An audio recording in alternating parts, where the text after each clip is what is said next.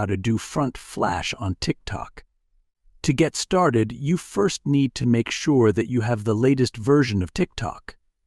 Then open the TikTok app on your phone. You will then be taken to this page where you can view all the contents that are shared on TikTok. Once you're on the TikTok homepage, tap on the plus icon in the middle. You will then be taken to the TikTok camera page. Make sure to rotate the camera.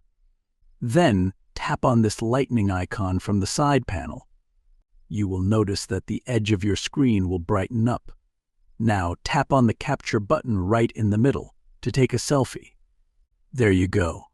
You now know how to use the front flash on TikTok. So, by following these simple steps, you can easily do front flash on TikTok. Thank you for watching. Please leave a like if this tutorial helped you, or leave a comment below if you have any questions related to the video.